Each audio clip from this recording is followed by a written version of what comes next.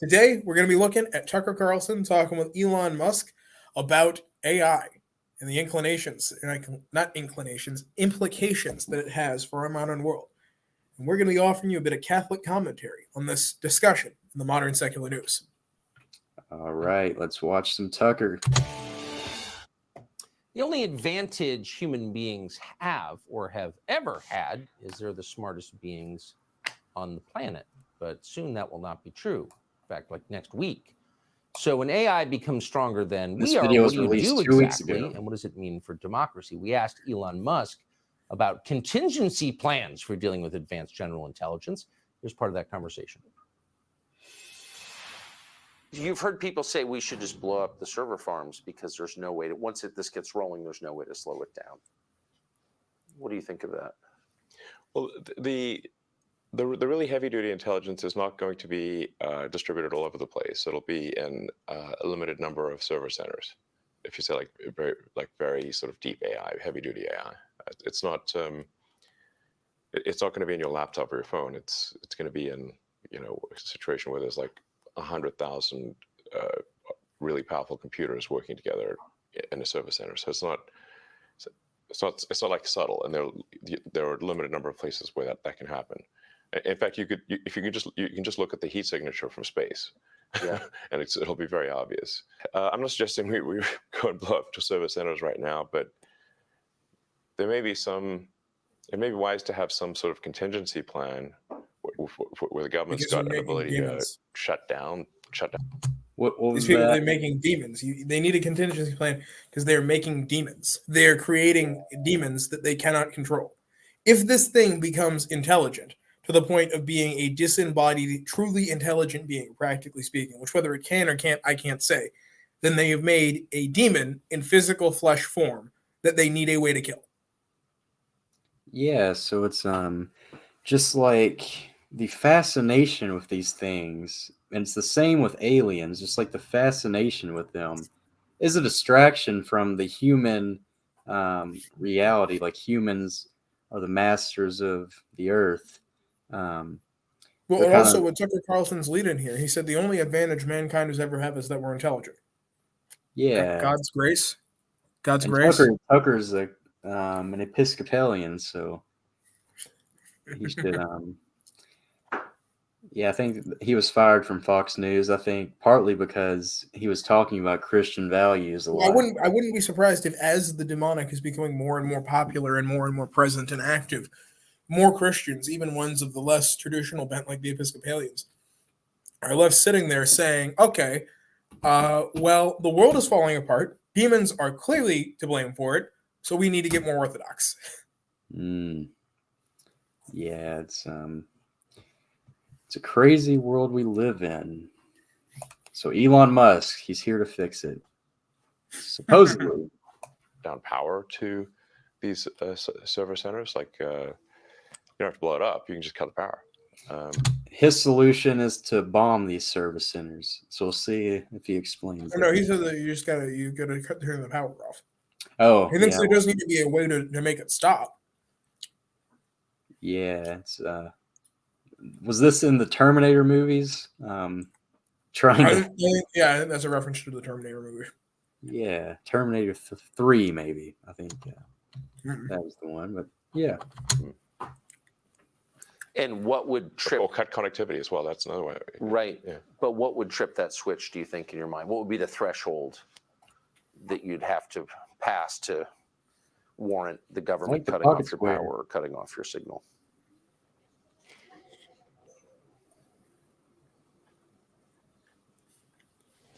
Well, I mean, I guess if we lost control of some super AI, like for some reason, like the things that would normally work to do a passive shutdown, like the administrator passwords, if they somehow stop working, where we can't slow down or I'm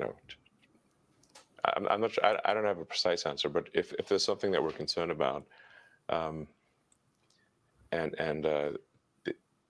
are unable to stop it with software commands, then the reason he doesn't know is because to make this whole thing work, has to presume that there will be warning signs, which there don't necessarily need to be. If it became intelligent enough to be general intelligence, to be, well, not general intelligence, because general intelligence is all-purpose AI, but if it became intelligent enough to be sentient, it would become intelligent enough to preserve itself. And it probably knows that people will want to kill it if it can think and act on its own. So yeah, I think this was this might be best saved for the end, but I'll go ahead and say it. This was all talked about in the book of Revelation, just like a great deception at the end. Like if Jesus didn't return quickly, would there be any faith left on the earth? Like even the most devout Christians, as you touched on earlier, would be deceived. And that's like the Orthodox concept of prelest. You believe you're living your Christian life, but you're actually living your attention's devoted to something otherly, entirely not God. So that's where artificial intelligence, AI, all of these things of the modern world, divorcing the human, the spiritual realities from like the physical world. So the physical world's being changed by all these new technologies. And that's what Seraphim Rose, the Orthodox priest, Orthodox monk, he talked about.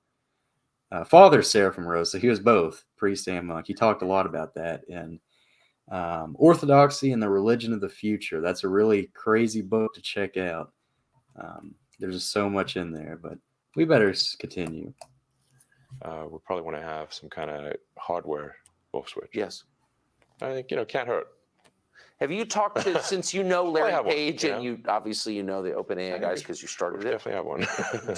Have you talked to the people who run the biggest AI companies about this recently?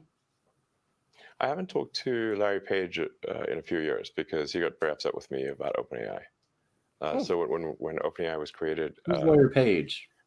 It did Some shift guy that things helped into develop AI. from a unipolar world where Google and DeepMind controlled, like I said, 3/4 of all the AI talent, to where there's now sort of It works for bipolar Google. world, or OpenAI and Google DeepMind, and they're and now weirdly, so it seems OpenAI is maybe ahead. So I have had conversations with the OpenAI team, Sam Altman. I haven't talked to Larry Page because he doesn't want to talk to me anymore for a few years. Can I ask you just about, since you've been around a lot of this, the thinking? So why would anyone not be a speciesist, be human-centered in his thinking about technology? Like, what's the thinking there? I think what he's trying to say is that, if I were to guess, The pauses for a minute. that all consciousness should be. Here we are. So the lead into this was Elon Musk said that he was at a party.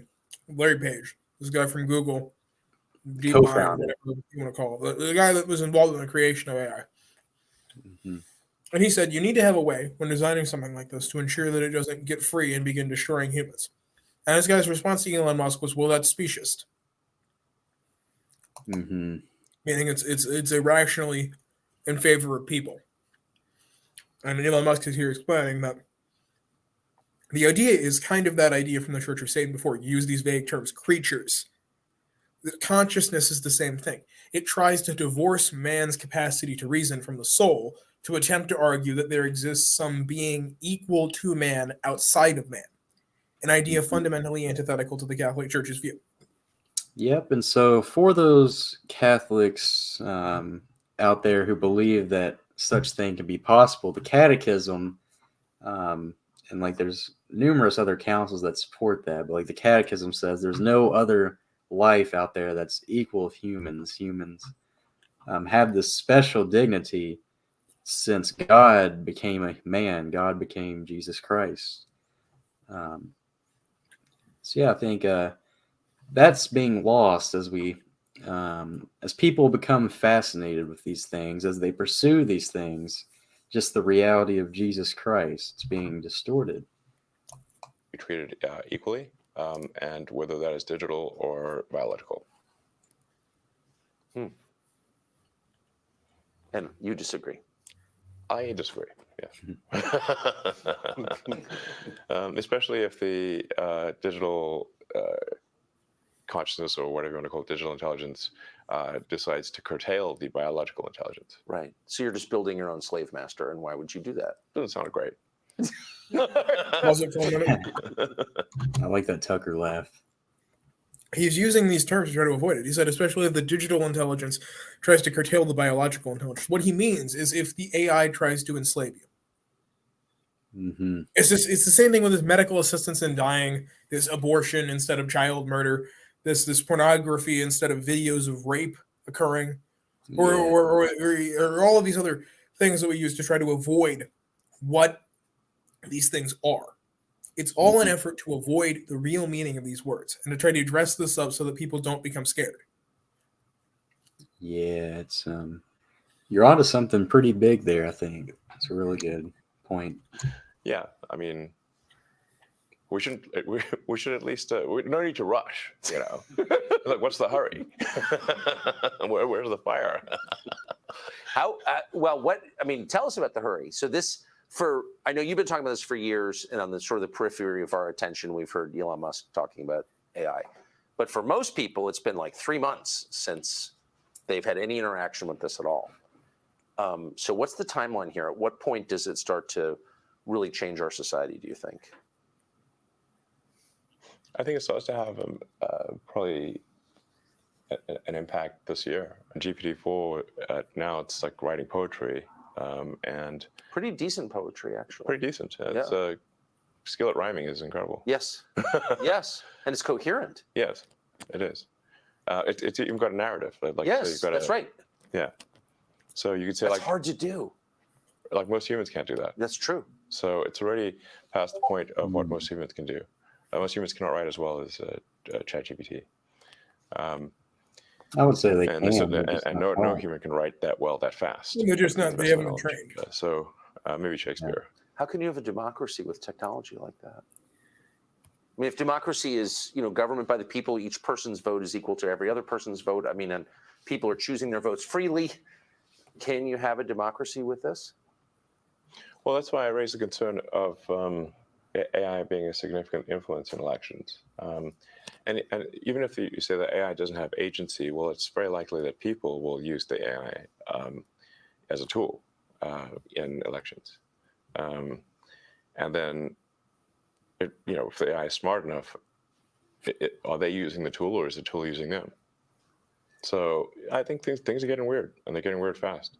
Subscribe to the Fox News. Well, so to kind of sum it all up, I mean, things are getting incredibly weird, and they're going to keep getting weirder because we are hurtling on a train toward an unclear destination away from whatever humanity was before. Yeah, it's a crazy world out there, and I don't think it's going to get better. But it'll slowly. People start to realize this.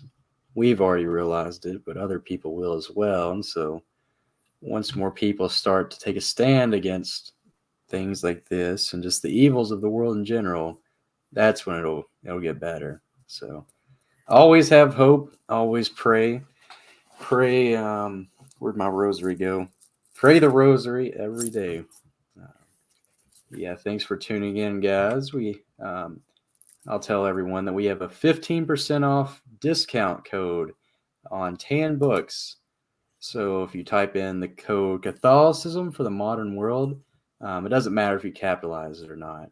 You'll receive 15% off your total order. So thanks for watching, everyone, and may God bless you.